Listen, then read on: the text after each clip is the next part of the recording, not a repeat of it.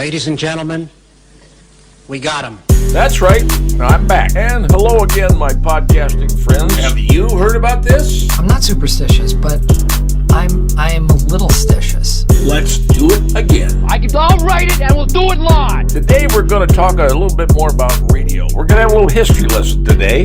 That's one small step for man. I have the answer.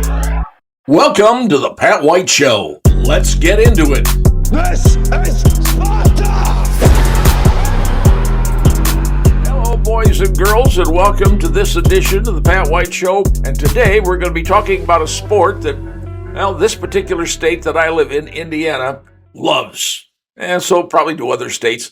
But in particular, Indiana loves basketball. That's right. Home of Bob Knight, home of the Purdue Boilermakers, home of the Indiana Pacers. Indiana loves basketball. But what people don't know is something happened in a little college in a town in West Texas that changed basketball as we all know it, in every single college, pro teams, you name it, changed it in America.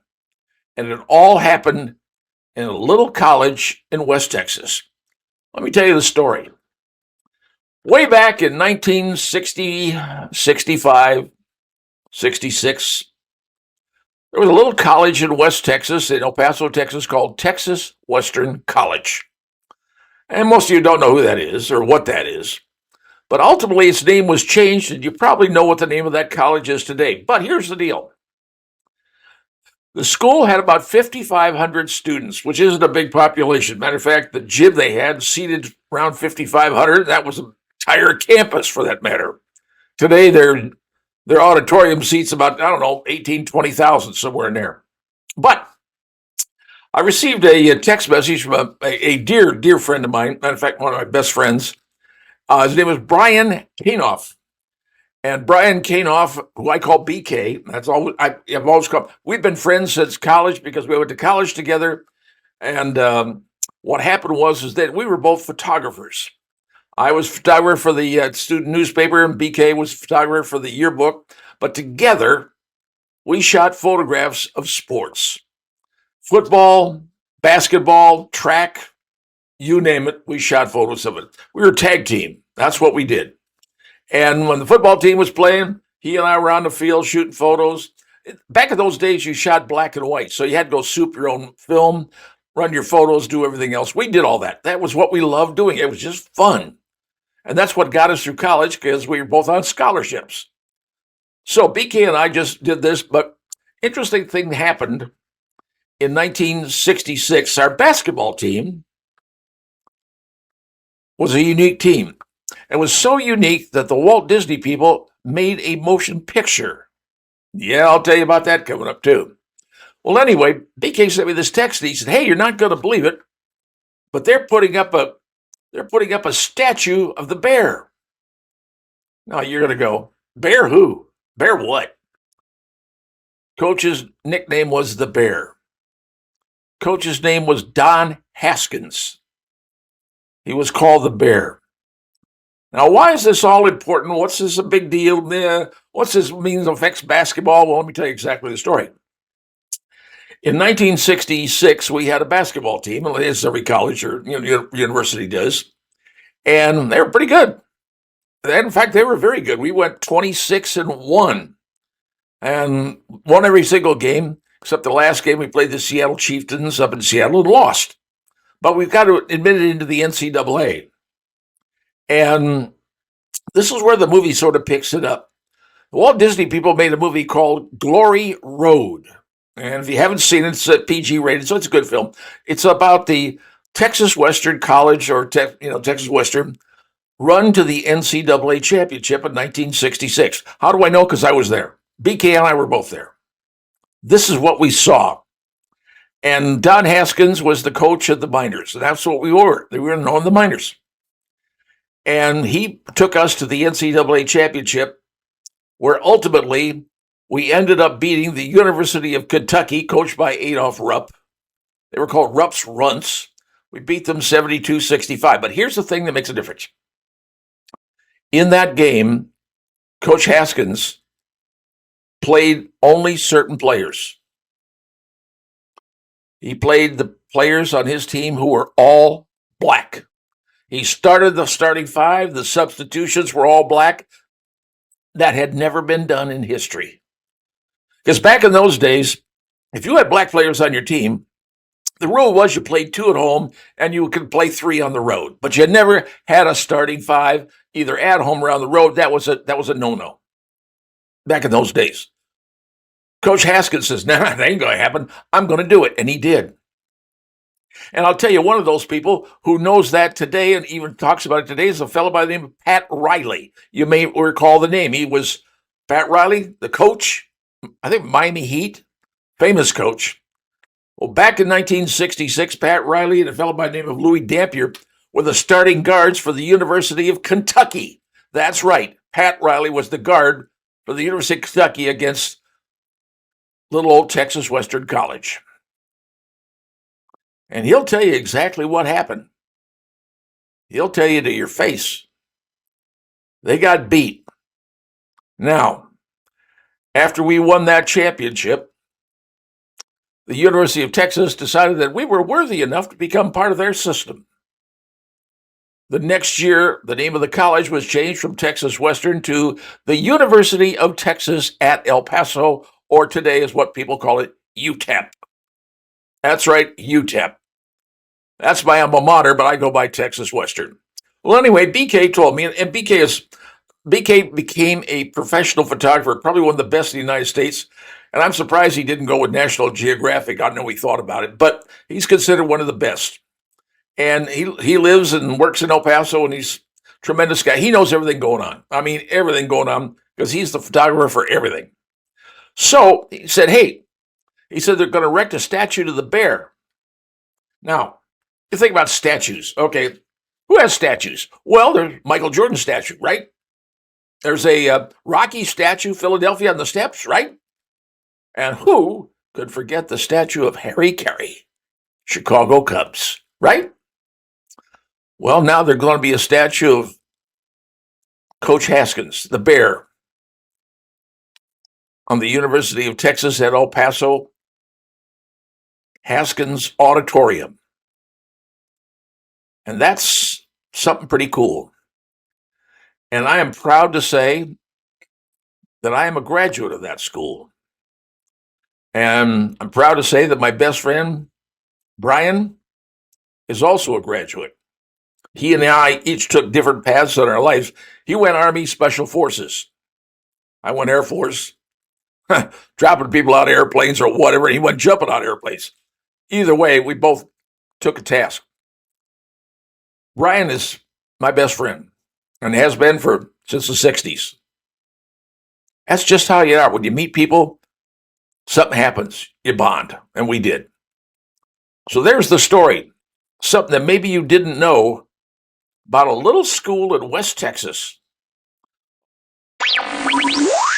Coming up next.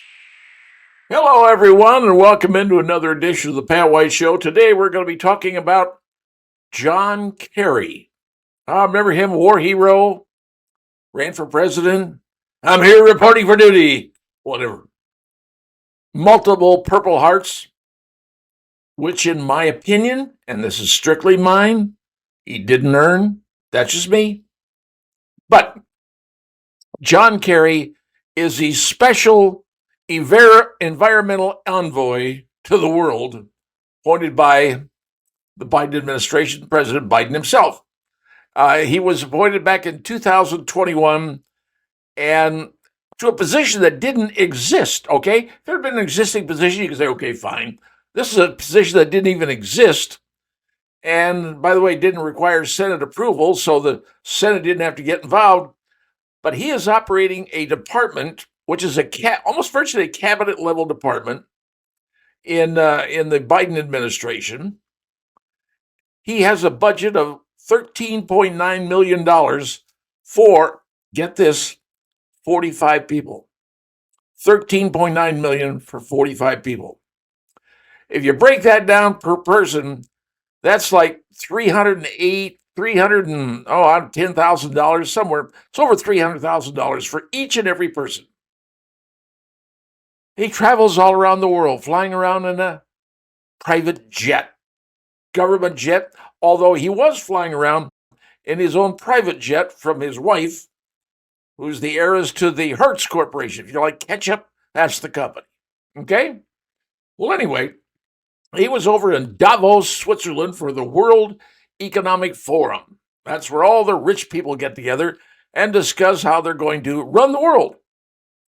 And a reporter came up to him. He was an Australian reporter for an independent outlet called Rebel News. The guy's name is Avi Yemeni. Now, I don't know who the guy, and I've never heard of him, but anyway, so he comes up to John Kerry, and he says, what's the carbon footprint of these events every single year that you come here? Do you think it's worth it? Peasants are paying for your crime. Well, Kerry immediately responded, that's a stupid question. And so he does a follow-up. It's what reporters do. Did a follow-up. Follow-up question, he said, well, gee whiz, he was asked a question why his carbon footprint didn't matter. Because he was chided about it, okay? You're flying around a big jet, you're producing carbon in the air, you're flying here, there, and everywhere, and, what's your footprint? Kerry was aghast being challenged by this because Kerry's not used to being challenged. Remember, he was a senator also, before he became the mega envoy for the environment.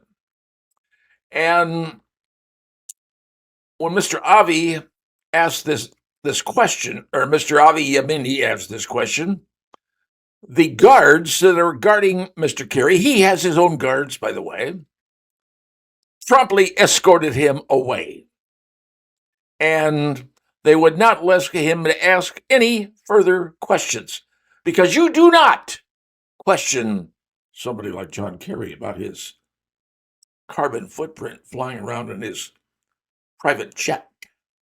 John Kerry has now said he is going to resign from his position as the energy czar and going to quit, stepping down.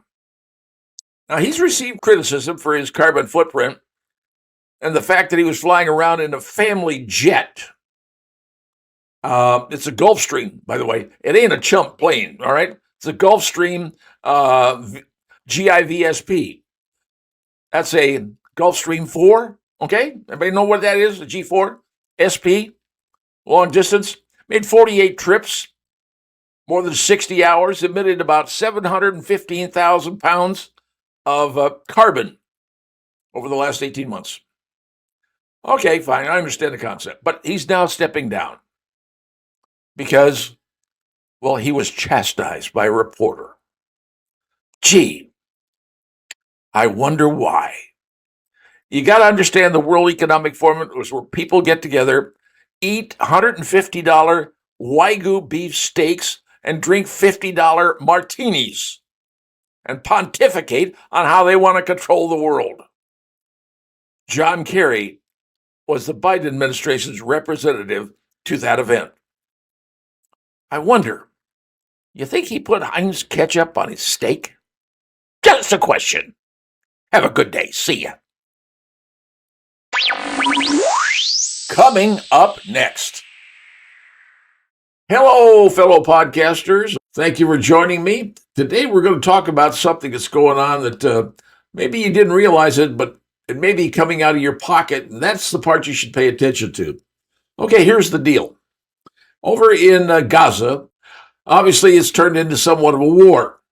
And back in October, when people came over into Israel and slaughtered something like 1,400 Israelis, Israel said that's enough, we're fighting back, and they've determined to destroy the group Hamas. Now, Hamas is an organization that runs the Gaza Strip city. Now, there's about 3 million people in there. It's about a 25-mile stretch of land. And about 16 years ago, it was taken over by the Gaza folks. They took over the election. Anybody that was against them in the election somehow disappeared. Nobody ever saw them again. But They ended up controlling the election, and for the last 16 years have been the governing body in Gaza. Now, here's what you didn't know. You see, in Gaza, the Hamas taxes the residents of Gaza. They get taxed just like you do on your property taxes. The same sort of thing happens over there. So the people in Gaza, they're paying property taxes. Well, as it turns out, that property tax wasn't used to take care of the property, namely the infrastructure of the country, all the stuff they need, like a city needs. All the stuff you got to have taken care of, the water and the sewer systems and all those kind of things, the infrastructure. They didn't spend it on that. Where that money was spent was to build up an entire underground tunnel system that's nearly and possibly more than 350 miles long. Tunnels everywhere under this entire Gaza City, north and south. Now you're saying, well, wait a minute. They spent all that money to build these underground tunnels underneath the city of Gaza, whole Gaza Strip? Yeah, they did. Well, if they spent all the money for that, who paid for the infrastructure? Who paid for the citizens, taking care of all the stuff for them? Oh, here's where it gets fun. Turns out the United Nations has been paying to take care of the people in Gaza City and that entire area, been paying for their infrastructure. The money that was collected from the residents of Gaza was not used for the infrastructure. It was used to build the underground tunnel system. And the United Nations has been funding the people of Gaza in all of their needs. Now, who pays the most to the United Nations? Who's the number one person shelling out money for the United Nations? You. That's right. Citizens in the United States, we are the number one supporter of the United Nations. We give more money than anybody else in the entire world does. And the UN's been taking some of that money and giving it to the residents of the Gaza Strip for their infrastructure, for their food, for whatever, their water, whatever they need. Because Hamas took the property tax money and built an underground system like nothing you've ever seen in your life. I'm telling you, this thing, there's different sections of this tunnel. Some are kind of narrow, like, one person can go through, but other ones are huge. You could drive your car into these things, and people do. They found full manufacturing. They found factories underground. I'm not kidding you. Factories. They found bedrooms. They found kitchens. They found chow halls. They found everything you could think of for a military command underground. Because that's how they were handling all this. And it also turns out some other countries like Qatar were giving the Hamas folks money. You see, you got to understand, the people in Gaza are considered to be a tribe. And in the Middle East, they're all tribes. They've been that way for hundreds of centuries. They're tribes. And nobody wants the particular Gaza tribe on their land. Egypt doesn't want the people of Gaza in their country because they're a different tribe. Neither does Iran. Everybody's a tribe in that area, and everybody hates everybody. And you're not in their tribe; they hate you. So they want that tribe to be where it is. They don't want nothing to do with it, and they're spending money to make sure that happens that way. But ultimately, it's the American citizen who's funding money in the UN, and that money's being actually sent over to support the people in Gaza because the Hamas took the property taxes and used to build an underground facility that is massive. That's correct. Now, remember they said, well, we're going to flood the tunnels. They tried that. It turns out the tunnels are so massive, and so they go in every different direction you could think of, up, down, left, right, you name it, over 350 miles of tunnels. Turns out flooding the tunnels was a bad idea. Now they're having to slug it out and go one by one, and they're finding out these huge underground facilities. How Israel didn't know about this is beyond me. I mean, there were tunnels that went on to Egypt. They understood. There were some tunnels that went into Israel. They knew that, but nobody knew there was this huge underground thing. And what they do with all the dirt when they dug up those tunnels? That part I haven't figured out yet. So there you go, folks. Now you understand where the money's coming from. Yep, United Nations. And who supports the United Nations the most? You and me. Just a thought. Take that one to the bank, folks. See ya. Coming up next. Hello, everybody, and welcome back into the Pat White Show. Today we're going to be talking about the official sport of the state of Indiana. What's that sport? Basketball. Let's be honest. We are a basketball state. Whether it's high school basketball, and you know how big that is. Remember Hoosier hysteria back in the day? Thousands would show up for the finals between the big schools and the small schools. Then, of course, it gave us the movie Hoosiers, Gene Hackman, among others. Great movie, great story, and it had to do with basketball. And then if you talk about basketball, who else do we talk about? Oh, I don't know. The Indiana Hoosiers, led by Bob Knight. Yeah, okay, we can talk about that. How about the Purdue Boilermakers, headed up by Gene Cady? Now, I know I'm probably not, mentioning the other coaches that have come after them, but let's be honest. That's what Indiana basketball is all about. Whether it's Coach Cady or Coach Knight, the Hoosiers winning NCAA titles, being the top team. I mean, that's the way we are. That's Indiana. It is so big in the state of Indiana that the city of Indianapolis has gone ahead and placed a full-size basketball court in the middle of the Indianapolis International Airport. You heard me right. A full-size basketball court, complete with the basketball goals in the full colors, has been put right in the middle of the atrium of the Indianapolis International Airport. So people coming to Indianapolis or leaving from Indianapolis, I guess, could stop by and dribble a few and put a few shots up. But let me ask you this. Is it a good use of taxpayer money to build a full-size basketball court? I mean, not a chunk, little one, toned down. I'm talking a full-size basketball court, kind you see like at downtown Indy or the Chicago stadiums or anything. A regular basketball court, complete with the outlining, paint on it and everything else, and the backboards, and all the accoutrements that go with a basketball court.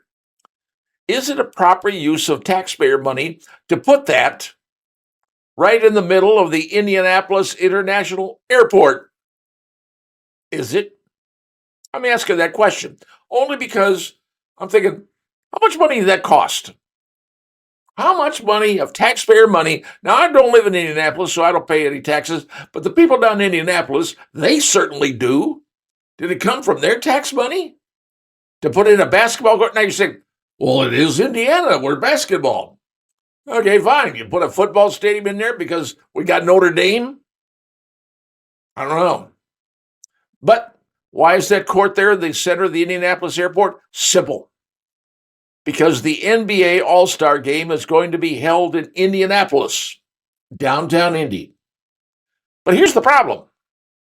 Do you think any of the players coming in to Indianapolis are going to see that court? What are you, nuts? Players don't travel on commercial airliners, folks. They travel in hoity-toity private jets. You think NBA All-Star players are going to be traveling in a commercial jet with somebody kicking the back of their frickin' seat? No! They travel in private jets. They're going to be over the FBO on the other side of the Indianapolis airport. That's where they're going to be. Because that's where private jets go. Now, you got people coming in to see the All-Star game. I guess that's perfectly fine. You got people coming around the United States. Yes, they're probably going to be traveling through the commercial, but there's going to be a lot of rich, hoity-toity, big-time money people. They're going to fly in their private jets also and go to the FBO, the same place the players are going to. So did we waste a lot of money to put a basketball court in the Indianapolis Airport? Not my call. I'm just giving you my observation. Is this a good use of taxpayer money? It's not my call, but I could certainly discuss it. And maybe you could discuss it too. The next time you talk to your representatives down in Indianapolis. Just a thought. See ya. Coming up next. Hello, friends, and welcome into another edition of the Pat White Show. Today, we're going to be discussing cars. Buying cars. Have you purchased a car recently? Have you thought about purchasing a car? Well, after the COVID thing ended, there was a massive surge of people buying cars. Now, you remember during COVID, they shut down the assembly plants. They couldn't get the chips for the computers for the cars because the cars all run on computers nowadays, so they couldn't get their chips. And then, of course, at that same time, the Federal Reserve jacked up interest rates. Okay? So you had the problems going on in the auto industry. You couldn't get the chips, and people wanted to buy every car, and it created a real big, giant problem. Well, here's the deal. As a result of all this, in December, which was last month, the average sticker price for a brand new car, this is the average sticker price for a brand new car, $48,759 in the U.S. That's a near record of $770 a month payoff time. According to people who follow this stuff that I don't. The sticker price on that car is 30% higher than in January of 2019. But people wanted to get themselves a new car. Not just a new car, but used car prices have already skyrocketed. Yep, they've already gone up. You know, you think about it this way. For more than a decade before the pandemic happened, the supply and demand was pretty much in touch with the cars and the interest, and everything kind of worked itself out, So it used to be like 400, now it's 788. And new car pricings, they're like 50 grand. Feds ran up the interest rate, it's even more expensive. Now, used cars aren't faring much better, folks, I can tell you that. The average monthly bill for a used car in last November was $561. That's up 37% from $410 back in 2019. So what you were paying for a used car per month, $419, you're now paying $561. Yep. Thank you, Federal Reserve, and thank you, availability. The cost of owning a car, take this thing a bit farther. The cost of owning a car in 2023, which includes fuel and maintenance and insurance, don't forget insurance, was $12,182 or $1,045 a month. And that's according to AAA. That's not according to me. That's AAA. That's up 14% from $10,728 or $894 back in 2022. Everything has gone up massively. But why? Federal Reserve jacked up the interest rates. The car companies having to pay more, and those big car manufacturers, when they struck all the deals, at 25% rate increase. Every single one of those is going to contribute to your spending a lot more for a brand new car.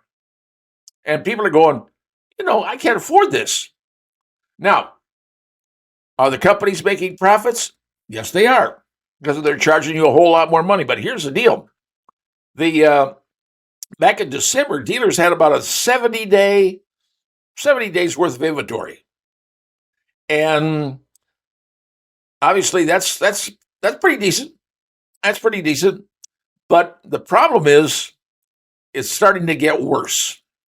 Now, on electrical vehicles, they got they're over 100 days, 100 and some days inventory electric cars. They don't want electric cars coming in because they aren't selling. And remember when the government gave out those consumer checks, the stimulus checks? People started to run over to buy cars. That's exactly what they did with that money. Now, the prices have gone down a little bit, but with the UAW strike, the average used car at the end of November 2000 of last year was $26,091. That was down from about $1,065 from the previous year, but it's still $6,000 more than it was in 2019. Yep, that's a problem. Is any of this going to improve? Rates are going to go down, they say, in 2024. Great. If they do, they do. That's fantastic. But are the prices going to go down? My particular guess is nope. They're just going to keep going up. And people are going to pay it. So wait till you find out how much your insurance is going to cost you if you get an electric vehicle with that battery in it. Just wait. It should be a really interesting surprise. It ain't your grandmother's automobile anymore, and it ain't cheap. See ya. Coming up next. Well, hello, everyone, and today we are going to be talking about pop culture. Now, pop culture could be a lot of different things, but in this case, we're going to be talking about the annual Emmy Awards. Now, when I was younger, you used to look forward to the Emmy Awards. Every year they'd come up and they'd have the best in TV, and you'd see what the best comedy was and the best actor and the best actress. And you would see all of those things and the best shows and the best dramas and comedies. That's what America wanted to see because this is what America watched. But over the years, things started to change because the celebrities suddenly got on stage and started pontificating on their political feelings. And it started to go downhill. Tell you how bad it went downhill this year. This year's Emmys, which were just on, garnered a total viewership of, are you ready? 4.3 million people. Now, what we got? 330 million, 335 million people in this country. And the Emmys, about all the stuff on TV that we watch, 4.3 million. That, my friends, is down 27% from the 6 million they had in 2022. Well, let me tell you how bad it is. Way back in 2018, which is what, 5 years ago, the number of people who watched it then was 10 million people who watched the Emmys. It's gone down. Now, I will, in defense of the Emmys this year, they had a football game, Tampa, Philadelphia. I don't know of anybody who watched that. The only people who would really care about it were the people in Tampa and Philadelphia. People here in Indiana, People in Ohio, They didn't care. But that's the deal. 4.3 million people showed up, turned their TV on to watch the Emmy Awards. How wonderful. And let me tell you what turned me off. I'll tell you, I turned it on just to take a peek to see, because there's certain shows I like to see if they made the Emmys, they got an Emmy Award. I wanted to see them and see who got them. But the first thing they presented, first award, was for RuPaul the Drag Queen. That was their first award. And RuPaul gets on the stage, grabs the microphone, and starts pontificating about drag queen stories for kids. Yep. That's exactly what was there. And at that moment, I turned my TV off and said, sorry, I ain't watching this. And I'm no different than many other Americans saying the same thing. When you turn this thing into a political showcase for your political issues on the left-hand side of the country, and that's what you do, then the rest of America is going to say, sorry, I'm not going to watch it. And they didn't. 4.3 million watched the Emmy Awards. And how many of you watch TV? Well, a whole lot more people watch TV than watch the Emmys. And it was a pitiful show that was disgusting on more than one levels. And I'll tell you something even more. The Golden Globes even had more people watching than watched the Emmys. And the Golden Globes are nothing but foreign people just saying, well, what movie we like the best? The Emmys are dying because it turned it into a political football. And I, for one, ain't going to miss them. That's my take. What do you think? Coming up next. Hello, podcasting friends. Well, I have an interesting story for you to hear about today because it involves money, and that money happens to be your money. Are any of you, any of those folks who decided you wanted to get that thing called Direct TV? Now, you had to have a satellite dish, and it was only offered on one particular satellite dish company, Direct TV, which gave you access to all the NFL football games throughout the entire season. I think the cost was like $399 because I know I paid it. I was living down in Florida and I wanted to be able to watch the Colts. So, yes, I went on and I bought the $399 package. And apparently millions of other people did too. Well, it turns out a lawsuit has been filed in California, and it says that the NFL violated antitrust action, better known as the Sherman Antitrust Act of 1890, which bars monopolistic practices by companies. Now, this lawsuit was filed back in 2015, a number of years ago, and it was done by approximately 2.4 million people, subscribers, if you will, and about 50,000 bars and restaurants and various establishments all paid the money to the NFL to get this particular programming package. But what happens is the judge says, you know, this is something's not right here. You're forcing everybody to spend an exorbitant amount of money to watch one team, but you're actually paying for all the teams. You don't have the right to just say, look, I want the information on my team, whatever your team happens to be. And the judge says, no, you're forcing people to spend money to buy all the teams. And that's a violation of the Sherman Antitrust Act. Now, this whole thing started out, and just so you all remember, at the end of the football season, remember when they were going to have one particular football game, the Kansas City Chiefs against the Miami Dolphins. Remember that game? That was a couple of weeks ago. And it was only going to be available on Peacock. Now, Peacock is the streaming NBC channel. And they said, well, it was just an experiment. And don't believe this, folks. Don't believe this for a single second. It was to find out how many people were willing to pony up and pay for the NBC channel to watch that one game. And turns out 23 million viewers ponied up to watch that one game. 23 million. And I think the cost for the Peacock was like $5.99. My memory serves me right. $5.99. NBC was testing this out to see, hey, will people actually buy a streaming channel and pay money for us? Will all the football games eventually be on streaming so you've got to pay to see it? This was one game. One game, 23 million people spent $5.99. Just do the math. Just figure out how much money they made. They made a boatload of money. Well, now the entire Dish Network package, which used to be on satellite, but is now on Direct TV. And if you have Direct TV now, you can get the satellite package, or previous satellite package, and watch all the football games because they figured out not everybody wanted to have a satellite, not everybody could have a satellite, and streaming was becoming the latest thing, and that's where it is today. So now you understand. The judge says this lawsuit goes forward. This is going to be a huge lawsuit that every one of you people that went out there and spent money for that DirecTV package, the Sunday night or Sunday football package, you may be getting some money down the road. That's right. If the NFL loses on this deal, the one who can make money are the people who spent money on that package. The trial starts in February, late February. Let's see what happens with that, and I guarantee you it's going to end up in the Supreme Court. Now you know. Now you may be in for some money.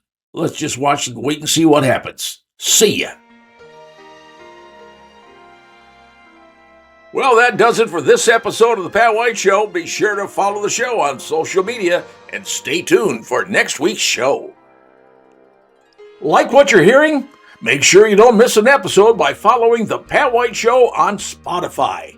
Just search for The Pat White Show, hit follow, and get ready for insightful conversations delivered straight to your Spotify feed. If you enjoy watching podcasts as much as listening to them, good news!